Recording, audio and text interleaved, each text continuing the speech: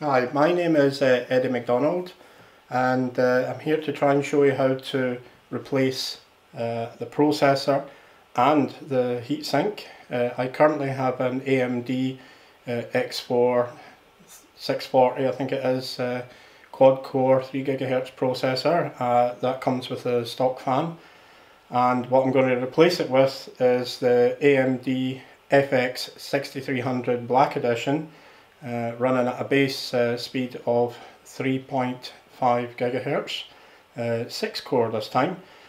And I'm also going to add in the Artic Freezer 7 Pro Rev 2 heatsink and fan, obviously because I want to try and overclock this. The main purpose of me upgrading the PC is because the main game that I use all the time is Flight Simulator X, and I use the add-ons like PMDG 737 and PMDG 777. So I want a bit more frames per second. Currently I only get about 10 frames per second if I'm in one of the airports, one of the add-on airports with quite a few other add-ons, so I want to try and speed up my machine. So here goes with the attempt of replacing it. Well, it's not going to be an attempt, I'm going to do it. But first of all, I'll show you the things that you need before you actually start this. This is a stock fan and heatsink that actually comes with the AMD processor, the FX6300. But I don't actually need that, so that's one thing we can get rid of. The other thing, the heatsink itself actually comes with coolant already applied to it, so apparently you don't need this. So we're left with just these things here, and because this is a AMD upgrade and an AMD motherboard as well, or sorry, an Asus motherboard, I won't actually need these. I'm not using an Intel processor, so I can get rid of those. So obviously we're just left with what you see there now. So we're going to need these brackets. We're definitely going to need the zap strap that plugs in, obviously, to a normal power supply. And it's just to earth you to stop any static electricity, especially touching the processor here itself.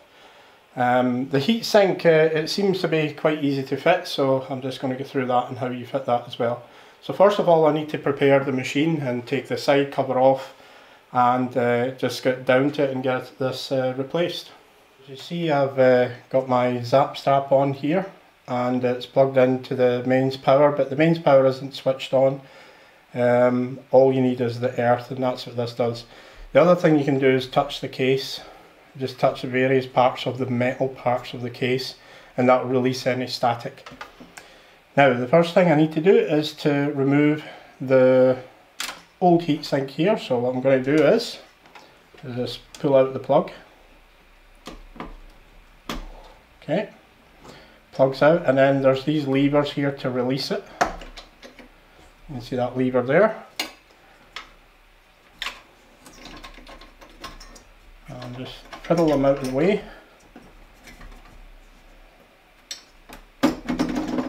Now give it a little twist in order to free it from the paste that was there. As you can see, that's the old one off.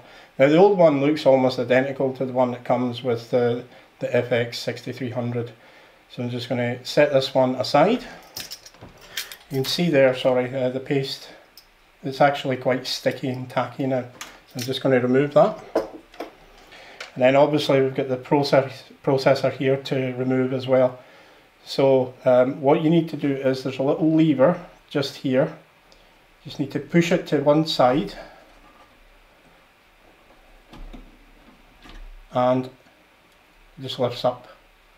Now before I take the old processor out, one of the things you should note is where the little arrow is, or the little gold piece, because when you put in the new processor, it's just here at the back, you want to make sure you drop the new one in and match the arrow that's actually on the processor.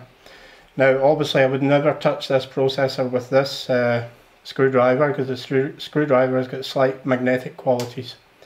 So it's now time to remove it. That's it. Pull the lever right back. Here we go. Start dropping it. Now, I've watched a lot of videos regarding the replacement of the heatsink and obviously the processor, but sometimes speed through this part quite quickly, especially where the brackets fit on this bracket here, the black one where I'm pointing at just now. Now the way this is supposed to fit in is just down here, and it should fit nicely onto up there like so. I just do that and you can see how it actually rests on it, hopefully. Now here goes fitting a new processor. Now the main thing with fitting a processor is to make sure you just let it drop in itself, you don't force it. So I'm just going to line it up and let it drop in, and you can see how easy that just dropped into place. And you shouldn't need to force it at all in any way, just wiggle it about, make sure it's dropped in, make sure the little arrows match as well, the little gold arrow, and then I'm just going to lock it down and make sure it is totally locked down, which it is. And there's no problems there in locking it down, it's completely locked now, not even budging at all in the slightest. So the next thing is to fit the heatsink. Bit more fiddly than that. Okay, now it's time to fit this beast, the cooler, and one thing you should do first of all is unclip the fan in order to make it easier to screw it down, because obviously you wouldn't get into these holes here to screw it down onto the retainer on the motherboard. So what I'm going to do is I'm going to unclip. Now the way to do that is to squeeze the top and the bottom, and it should just clip off, and then we'll just put that aside. Now what they've done is they've actually added the paste, so there's no need for to add paste to it. So if you ever take the heatsink off the processor, then you need to clean the processor up with some sort of alcohol based solution, and obviously clean this part as well so that it's free of any of the old sealant, and then using this thermal coolant here, the MX-4, if you have to reapply. But one thing I have seen on YouTube is some people say that you should get rid of this and then put on this. Well, there's no need for it because it's the same stuff as the MX-4. So, and also some people say add a little bit of coolant to the processor as well. Well, there's actually no need for that because obviously it's on this one.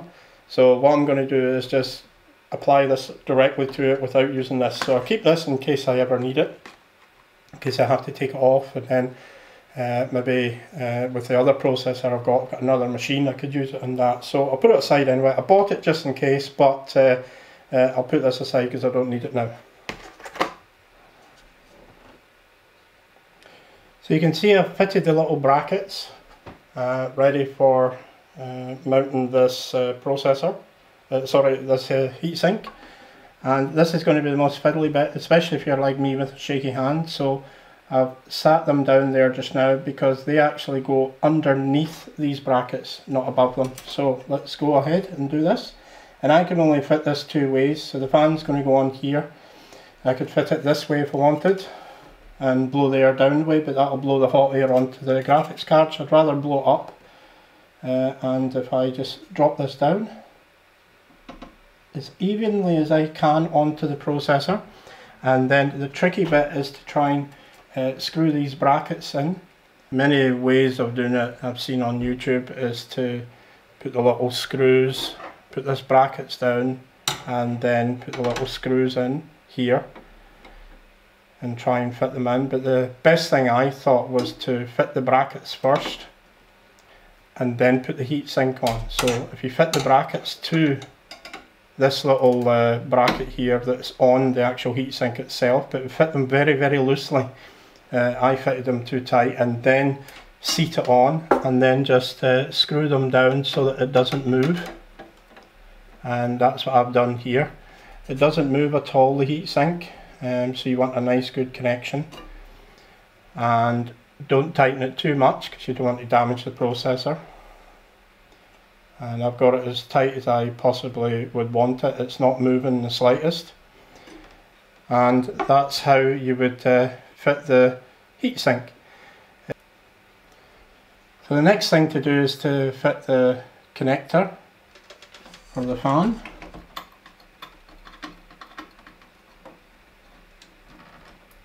So the reason I fitted the connector first, because it'd be quite awkward when I put the fan on itself. Now the fan should fit on very easily. You've got these grooves here and these little snap fasteners here fit into the grooves, so I'm just going to present that. Don't worry about the cable at the moment. And just snap it at the other end. If it's not snapping, there's a problem.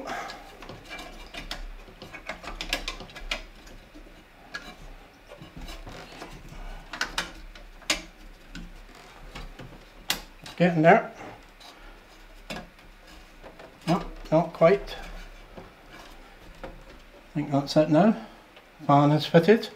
Connected as well, just double check that it's connected. And make sure the cable is not entrapped anywhere. That's it, seems to be all fitted okay. So the next thing to do obviously is test it and make sure it's running.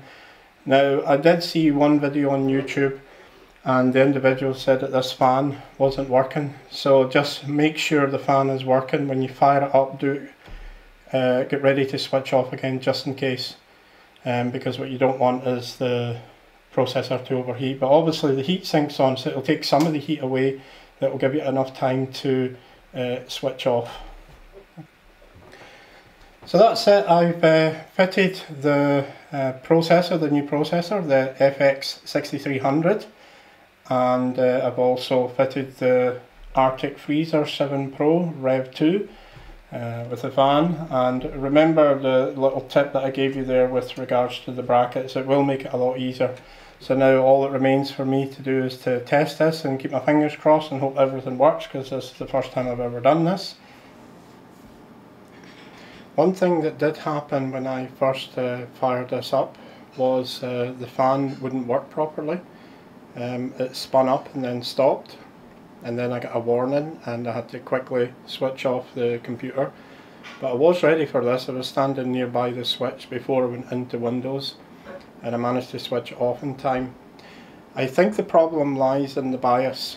What I think you should do is, before you install any new processor, and obviously it doesn't really matter too much about the heatsink, but it would be a good idea, is to go into your BIOS and set everything at auto before you install a new processor, and before you install maybe the heatsink with the fan, because if you've got it set up to run at certain speeds or whatever, then it's not going to recognise that straight away, and that's exactly what happened to me. So I had to quickly fire it up again and then go straight into the BIOS and quickly change a few settings, and that seemed to solve the problem. So it has been running now for a little while, but I've still got some more tests to do, especially with games and things like that.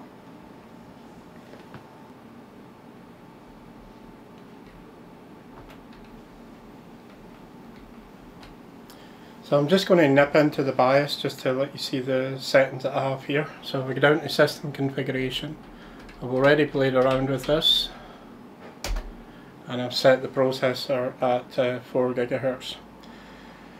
One of the things you should do before you install a new processor, in my opinion, is just make sure you put everything back to auto before you put the new processor in, especially with the speed of the fan and so on, if you're putting in a new CPU fan.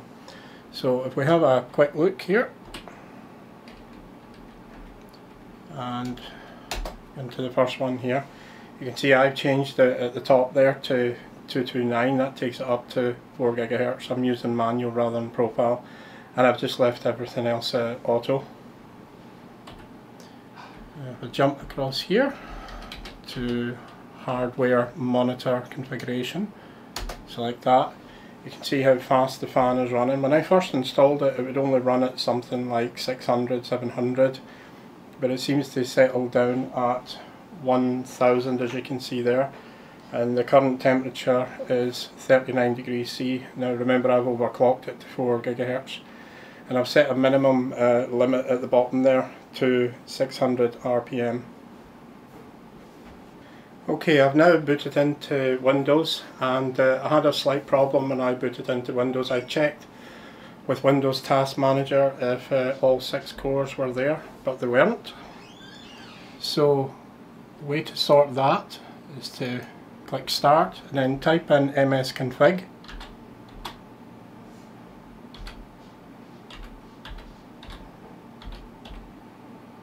Okay, and press enter. And then up pops this box here. So what you need to do is click boot. Make sure your current operating system is selected, and then click advanced options. And in advanced options, what I had here was this tick box ticked, and it only showed 4 cores.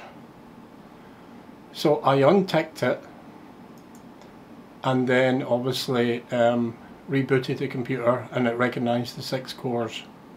I'm going to cancel here because I don't want to have to reboot and then cancel again. And lo and behold, the 6 cores appeared. And the same with this program here, it didn't recognise the 6 cores, but now as you can see the 6 cores are there. So I hope you get a good idea of with this video showing you how to install a processor. Not very great at it, but it's working, and also how to install the new fan and heatsink, and then finally just a few little tweaks in Windows. So I'm now going to test it. I did test it earlier on with Adobe Premiere CS3, and I rendered a 5-minute video clip, and my old machine took 3 minutes and 59 seconds. This one took 3 minutes, so I'm really gaining about a minute. Obviously that gain will be increased over a larger file. If I'm rendering something, say that's an hour long, or this video, then it's going to be that bit quicker. Overall, it's okay. I'm not overly impressed. I fired up Flight Simulator and loaded into a place that I knew what the frames per second would be from the previous machine, with all the conditions set exactly the same, and I was basically only getting 1 or 2 frames more per second, and in some cases it was almost identical to the 3 GHz machine. So I hope you've enjoyed this short video, or long video, and hopefully it's helpful. If you've got any comments, then please leave some comments. If I've missed something out, then just let me know. So again, thanks very much for watching. I better wrap this video up, and enjoy your computing, enjoy your gaming.